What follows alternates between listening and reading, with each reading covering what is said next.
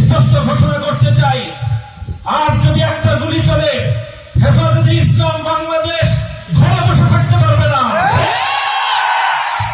আমার সন্তানের লাশ নিয়ে আমরা কবরস্থানের দিকে যাব না।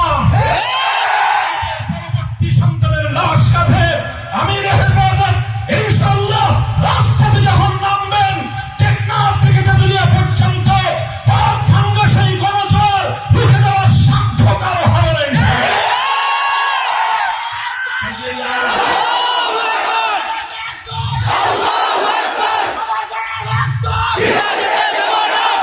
আলহামদুলিল্লাহি রাব্বিল আলামিন والصلاه والسلام على سيد المرسلين وعلى اله واصحابه اجمعين اما بعد اعوذ بالله من الشيطان الرجيم لقد ارسلنا رسلنا بالبينات وانزلنا معهم الكتاب والميزان ليقوم الناس بالقسط দুনিয়াতে আল্লাহর কোরআন এসেছে, দুনিয়াতে হযরত মুহাম্মদুর রাসূলুল্লাহ সাল্লাল্লাহু আলাইহি ওয়াসাল্লাম এসেছেন।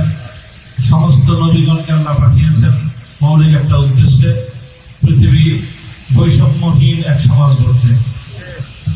কাজে আজকে বৈষম্যের বিরুদ্ধে যে ছাত্ররা মাঠে নেমে এসেছে, যে ছাত্র জনতা, আমি মনে করি এটা আল্লাহ পাক রব্বুল আলামিনের সেই ঐতিহাসিক নির্দেশনা বাস্তবায়নের একটি পদক্ষেপ। যখন আমাদের জাতি দীর্ঘ বৈষম্যের জাতাকলে পিষ্ট হয়ে প্রতিটি ঘরে ঘরে বোবা কান্নায় গোটা দেশ যখন একেবারে একটা কঠিন গঙ্গানির শব্দ প্রতিটি ঘর থেকে আসছিল, সেই সময়ে যখন কেউ কথা বলার সাহস পাচ্ছিল না, সেই সময়ে চিরতরুণ ছাত্র জনতা তারা জেগে উঠেছে বৈষম্যের বিরুদ্ধে। তাদের এই জাগরণ আজকে গোটা বাংলাদেশের প্রতিটি মানুষের হৃদয়কে আন্দোলিত করেছে। প্রতিটি অভিভাবক নেমে এসেছে, মায়েরা আজকে তার সন্তানদেরকে বুক চাপড়ে সাহস যোগাচ্ছে সত্যের জন্য, বৈষম্যের বিরুদ্ধে আন্দোলন এবং সংগ্রামে অকাতরে প্রাণ বিলিয়ে দেওয়ার জন্য। এই সময়ে শহীদি কাফেলা হেফাজতে ইসলাম বাংলাদেশ আজকে ঐতিহাসিক দায়িত্ব পালন করার জন্য আজকে মাঠে নামতে বাধ্য হয়েছে। আমি মাঠ করব, আমাদের দায়িত্বশীলরা বলেছেন দোয়ার মাধ্যমে আমাদের সূচনা, এর ফলে দোয়া হবে আরেক নতুন সূচনার জন্য, এদেশে নতুন এক সূর্যোদয় হবে। স্পষ্ট ঘোষণা করতে চাই, আর যদি একটা গুলি চলে, হেফাজতে ইসলাম বাংলাদেশ ঘরে বসে থাকতে পারবে না। আমার সন্তানের লাশ নিয়ে আমরা কবরস্থানের দিকে যাব না।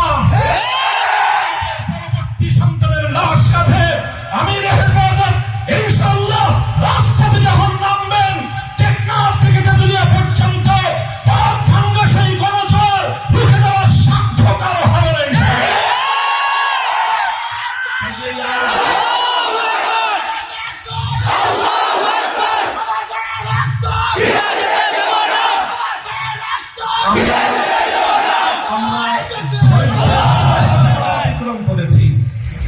পরিস্থিতি এভাবে যদি চলতে থাকে, আর যদি আমাদের দেশের জনগণের নিরাপত্তার দায়িত্বে নিয়োজিত আইন শৃঙ্খলা রক্ষাকারী বাহিনী বুলেট যদি আর বন্দুকের নল থেকে আরেকটি বুলেট ছুড়ে, তাহলে বাংলাদেশের পরবর্তী গণ অভ্যুত্থান অবশ্যম্ভাবী হবে।